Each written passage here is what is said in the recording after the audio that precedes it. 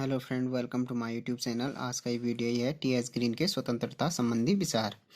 Rousseau और can't की भांति ग्रीन भी अपने राजनीतिक दर्शन का प्रारंभ स्वतंत्रता की अवधारणा की व्याख्या से करता है। तो रूसो और कांट की भांति क्या ग्रीन भी अपने जो राजनीतिक दर्शन का प्रारंभ किससे करता है? स्वतंत्रता की अवधारणा की व्याख्या से करता है। उसी के आधार पर वह व्यक्ति के अधिकारों और राज्य के भवन को खड़ा करता है। ग्रीन स्वतंत्रता को शाश्वत चैतन्य या ईश्वरीय अंश से विभूषित मानव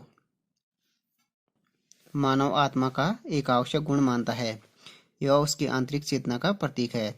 अतः स्वतंत्रता क्या है? मनुष्य की मनुष्यता का आवश्यक तत्व और प्राण है। यह स्वतंत्रता ही अधिकारों को क्या देती है? जन्म देती है। और अधिकारों की सुरक्षा की आवश्यकता राज्य को अमूर्त रूप प्रदान करती है। इसलिए स्वतंत्रता अधिकारों की क्या है? जननी है। तो कांट ने ये कहा था कि स्वतंत्रता क्या है? अधिकारों की जननी है और अधिकार राज्य के जन्मदाता। क्योंकि ग्रीन के अनुसार अधिकार वे परिस्थितियां हैं जिनमें मानव आत्मा की स्वतंत्रता व्यवहारिक रूप धारण करती है। तो वो मानता है कि ग्रीन के अनुसार यह है कि अधिकार वे परिस्थितियां हैं जिनमें क्या मानव आत्मा की स्वतंत्रता व्यवहारिक रूप धारण करती है और मानव लोक कल्याण की सिद्धि में अपना योगदान देता है। ये परिस्थितियां था अर्थात अधिकार राज्य से ही प्राप्त होते हैं। अधिकार क्या होते हैं? राज्य से प्राप्त होते हैं ग्रीन के अनुसार, जिससे सभी व्यक्ति अपना पूर्ण नैतिक विकास कर सके। इन परिस्थितियों की का उपयोग करके ही मानव आत्मपूर्णता को प्राप्त करके शाश्वत चैतन्य या ईश्वर के साथ एकाकार हो सकती है। स्वतंत्रता के दो प्रकार ग्रीन के अनुसार, टी.एस. ग्रीन के अनुसार स्वतंत्रता दो प्रकार की होती है। एक होगी आंतरिक स्वतंत्रता, दूसरा होगी बाह्य स्वतंत्रता। आंतरिक स्वतंत्रता का प्रयोग करके मनुष्य विषय वासनाओं और बुरी मनोवृत्तियों को अपने आप को स्वतंत्र बताता है। अर्थात आंतरिक स्वतंत्रता का अर्थ है अपने मनोवृत्तियों और वासनाओं को वश में करना। तो यह स्वतंत्रता आचार शास्त्र और नीति शास्त्र से संबंधित जो आंतरिक स्वतंत्रता है वो अपनी क्या मनोवृत्तियों और वासनाओं को वश में रखना है। आंतरिक स्वतंत्रता, यह स्वतंत्रता क्या है? आचार शास्त्र और नीति शास्त्र से संबंधित है। तथा बाह्य स्वतंत्रता है जो ये राजनीति शास्त्र का विषय है, जिसका अभिप्राय ऐसी बाह्य परिस्थितियों का निर्माण करना है जिसमें प्रत्येक व्यक्ति अपने अपने वास्तविक हितों के कार्यों को पूरा कर सके और उसे अपने आत्म विकास में किसी प्रकार की बाधाओं से जूझना न पड़े। ऐसी परिस्थितियों को उत्पन्न करने वाली स्थितियों को ही अधिकार का नाम दिया जाता है, जिनसे मनुष्य को स्वतंत्रता प्राप्त होती है।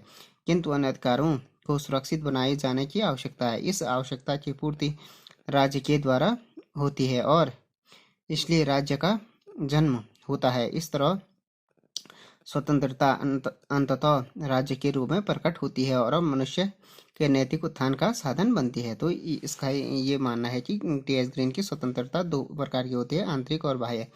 आंतरिक जो स्वतंत्रता है वो विषय वासनाओं और बुरी मनोवृत्तियों को अपने आप को स्वतंत्र बताता है। आंतरिक स्वतंत्रता का अर्थ है कि मनोवृत्तियों और वासनाओं को वश में रखना। और जो बाह्य स्वतंत्रता है, ये जो आंतरिक स्वतंत्रता है, इसका क्या है? ये स्वतंत्रता नीति शास्त्र और आचार शास्त्र से संबंधित है या नीति शास्त्र या आचार शास्त्र।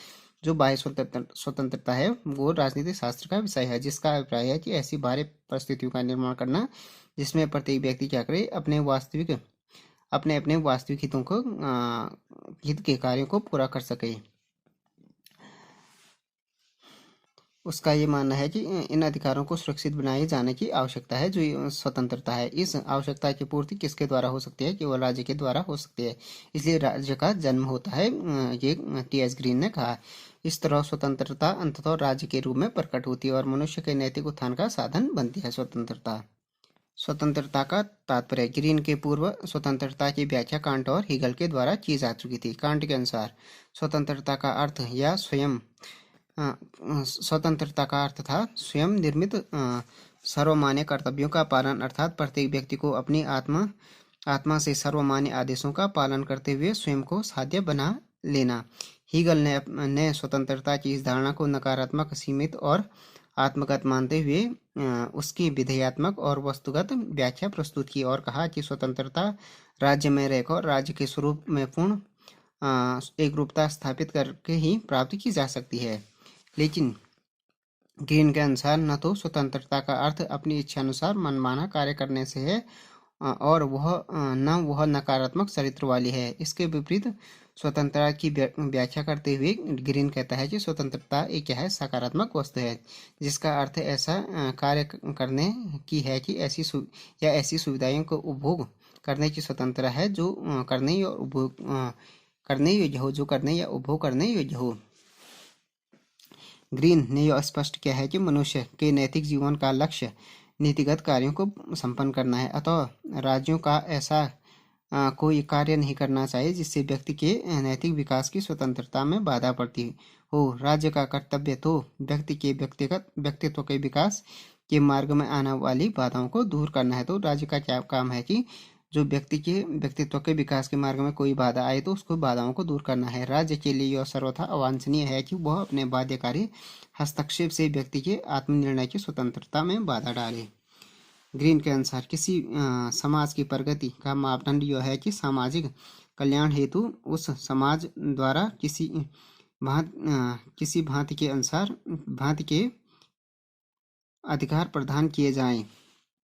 ग्रीन के अनुसार किसी समाज की प्रगति का मापदंड यह है कि सामाजिक कल्याण हेतु उस समाज द्वारा किस भांति के अधिकार प्रदान किए गए हैं। और सच्ची स्वतंत्रता का आदर्श यह है कि समाज के प्रत्येक नागरिक को अपने व्यक्तित्व की सर्वोच्च उन्नति करने का समान अधिकार प्रदान किया जाए। व्यक्ति तभी स्वतंत्र है जब वह उस स्थिति में है जिसमें वह अपने व्यक्तित्व के आदर्श को प्राप्त कर सके, नियमों को पूर्णतः पालन कर सके। तो ग्रीन के अनुसार यह है कि किसी समाज की प्रगति का मापदंड यह है कि समाज कल्याण हेतु उस समाज द्वारा किस भांति के अधिकार प्रदान किए गए हैं।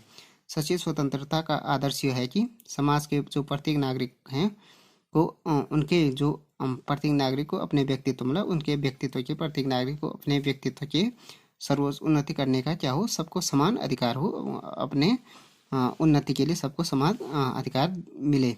व्यक्ति तभी स्वतंत्र है जब वह उस स्थिति में पहुंचे जिसमें अपने व्यक्तित्व के आदर्श को प्राप्त कर सके। व्यक्ति तभी स्वतंत्र माना जाएगा जब क्या होगा कि प्रत्येक व्यक्ति को अपने जो आदर्श हैं उसको प्राप्त कर सके, नियमों को पूर्णतः पालन करे और उन्हें स्वेच्छा से पालन करने योग्य माने, वह सब कुछ बन सके जिसकी उसे इच्छा हो और अपने जीवन को सार्थक बना सके।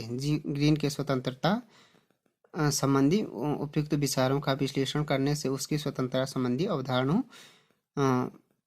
के निम्नलिखित लक्षण उजागर करते हैं। अवधारणाओं ने निम्नलिखित लक्षण उजागर होते हैं। फर्स्ट हो गया स्वतंत्रता क्या है, करने योग्य कार्यों की ही होती है। ग्रीन द्वारा स्वतंत्रता के जिस प्रकार का प्रतिपादन किया है वो अपने पूर्ववर्ती विचारकों से क्या है, भिन्न है। उसके अनुसार न तो स्वतंत्रता का अर्थ अपनी इच्छा अनुसार मनमाना कार्य करने से है, तो उसका ये मानना है कि स्वतंत्रता का अर्थ न तो क्या है अपनी इच्छा अनुसार मनमाना कार्य करने से न नकारात्मक स्वरूप वाली है, न तो नकारात्मक स्वरूप वाली है। इसके विपरीत वो स्वतंत्रता की व्याख्या करते हुए कहता है कि ग्रीन स्वतंत्रता एक सकारात्मक वस्तु है। वो सकारात्मक वस्तु मानता है स्वतंत्रता को, जिसका अर्थ ऐसे कार्य करने की या ऐसी सुविधाओं के उपभोग करने की स्वतंत्रता होती है जो करने या उपभोग करने योग्य है या योग्य हो। ग्रीन स्वतंत्रता की इस अवधारणा की वाकर ने दो विशेषताएं बदलाई हैं, निश्चयात्मक स्वतंत्रता और सकारात्मक स्वतंत्रता। फर्स्ट हो गया निश्चयात्मक स्वतंत्रता। ग्रीन व्यक्तिवादियों की इस धारणा में विश्वास नहीं रखता कि स्वतंत्रता का अर्थ व्यक्ति को अपनी इच्छानुसार कार्य करने की सुविधा देना है।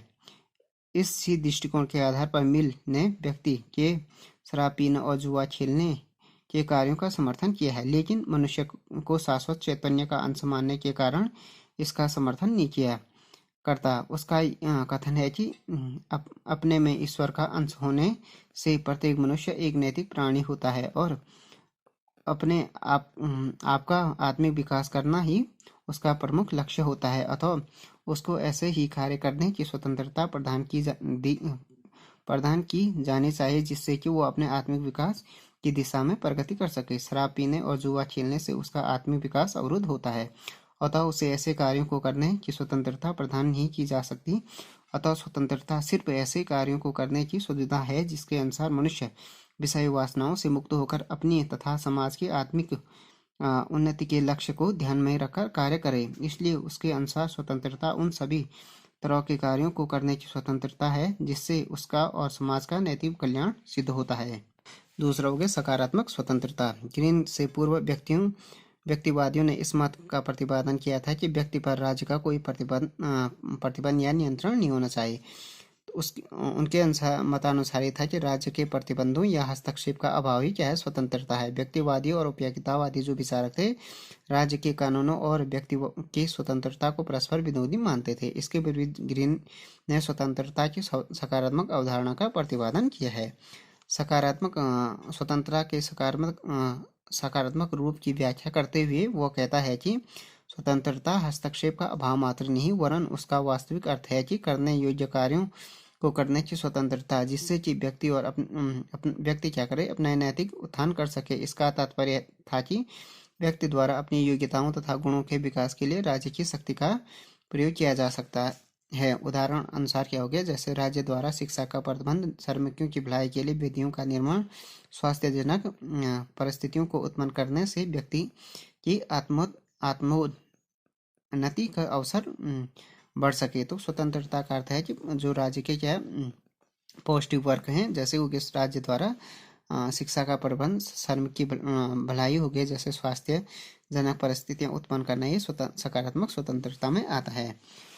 अब दूसरा हो गया स्वतंत्रता का अर्थ आत्मसंतुष्टि नहीं है। ग्रीन स्वतंत्रता का अर्थ स्वतंत्रता नहीं लेता है। उसके अनुसार स्वतंत्रता का अर्थ मनमानी कभी नहीं हो सकता है। स्वतंत्रता आत्मसंतुष्टि में नहीं है। व्यक्ति स्वतंत्रता का पक्षपाती होते हुए भी ग्रीन के वन बंधन के अभाव को ही स्वतंत्रता नहीं मानता है। उसके अभिमत में स्वतंत्रता राज्य से समुचित हस्तक्षेप में ही बनी रह सकती है। तीसरा हो गया स्वतंत्रता क्या है, मानव चेतना की एक विशेषता है। ग्रीन का विश्वास था कि मानव चेतना अपना विकास केवल स्वतंत्र रहकर ही कर सकती है। स्वतंत्रता के अभाव में मानव चेतना कुंठित हो जाती है तथा मनुष्य यंत्र के तुल्य संचालित होता है। चौथा हो गया स्वतंत्रता में अधिकार निहित हैं। तो ग्रीन के अनुसार यह है कि स्वतंत्रता में ही अधिकार अंतर्निहित हैं। स्वतंत्रता का वास्तविक उपभोग तभी किया जा सकता है जबकि वह अधिकार मुक्त हो। अधिकार विहीन स्वतंत्रता उच्च श्रृंखलता में परिणित होती है। यदि हमें व्यक्तित्व की उन्नति करने के लिए पूर्ण स्वतंत्रता की अपेक्षा है तो यह स्वाभाविक है कि हमें जीवन का अधिकार, संपत्ति का अधिकार, भ्रमण का अधिकार, व्यवसाय, शिक्षा एवं कार्य का अधिकार आदि प्राप्त हों। ग्रीन के स्वतंत्रता संबंधी विचारों की कांट के विचार में तुलना, ग्रीन और कांट के जो स्वतंत्र संबंधी विचार हैं उनकी तुलना। बाकर के अनुसार ग्रीन कांट के इस विचार से शुरू करता है कि मनुष्य की इच्छा स्वतंत्र है और वह एक साध्य है। कांट के इसी विचार के साथ ग्रीन अपना विचार समाप्त करता है। वस्तुतः कांट और ग्रीन के स्वतंत्रता संबंधी विचारों में काफी साम्यता है। कांट की भांति ग्रीन भी यह मानता है कि संसार में निरपेक्ष रूप से सद्भावना ही श्रेष्ठ है। मनुष्य के नैतिक जीवन का लक्ष्य है कि वह नीतिपूर्ण कार्यों को करे एवं सांसारिक भोग विलासों में न फंसे। स्वतंत्रता केवल नैतिक कार्यों को करने की ही हो सकती है। अनैतिक कार्यों को करने की छूट स्वतंत्रता न होकर स्वेच्छा करता है। किंतु कांट नैतिक कर्तव्यादेश के अनुसार काम करने की स्वतंत्रता मानता है, जबकि ग्रीन की दृष्टि में आत्मविकास में और सामाजिक कल्याण में सहायक होने वाले कार्यों को करना ही स्वतंत्रता है। इन दोनों की स्वतंत्रता संबंधी दृष्टिकोण में स्पष्ट अंतर झलकता है। कांट की स्वतंत्रता क्या है, विशुद्ध रूप से क्या है, वैयक्तिक है।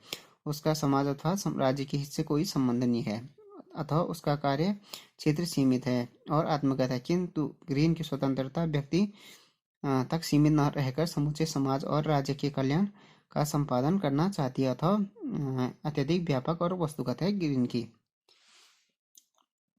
ग्रीन के स्वतंत्रता संबंधी विचारों की हीगल के विचारों से तुलना। ग्रीन के स्वतंत्रता संबंधी विचार हीगल के विचारों से काफी साम्यता रखते हैं। हीगल की भांति ही ग्रीन भी कहता है कि स्वतंत्रता राज्य या समाज में ही संभव है। तो ये दोनों मानते थे कि स्वतंत्रता क्या है, राज्य और समाज में ही संभव है। दोनों ही मनुष्य को तभी स्वतंत्र मानते हैं जब वह जब वह दिव्य भावना विश्वात्मा के साथ तादात्म्य स्थापित करे। हीगल की भांति ग्रीन भी यह मानता है कि व्यक्ति के हित और समाज के हित में परस्पर कोई विरोध एवं संघर्ष नहीं है। इन साम्यताओं के बावजूद दोनों दार्शनिकों के स्वतंत्रता संबंधी विचारों में बुनियादी अंतर है। हीगल का कहना है कि स्वतंत्रता केवल राज्य की आज्ञाओं का पालन है, जबकि ग्रीन स्वतंत्रता और राज्य की आज्ञाओं का पालन पर्यायवाची नहीं मानता है। राज्य को प्रत्येक कार्य एवं कानून व्यक्ति की स्वतंत्रता में अनिवार्यतः वृद्धि करने वाला नहीं होता है। इस प्रकार ये कहा जा सकता है कि ग्रीन कांट से स्वतंत्रता का नैतिक स्वरूप ग्रहण करता है और हीगल से सामाजिक पहलू, दोनों से डिफरेंट चीज़ें ग्रहण करता है। वो एक से नैतिक स्वरूप कांट से और से हीगल से सामाजिक पहलू, वह दोनों पक्षों को मिलाकर अपनी स्वतंत्रता संबंधी अवधारणाओं को करता है, जो कांट के आत्मवाद से और हीगल के अंध राज्यादेश पालन के भाव से मुक्त है। इस मुक्ति के कारण वह दोनों ही परिभाषाओं से अधिक सार्थक और सारयुक्त है।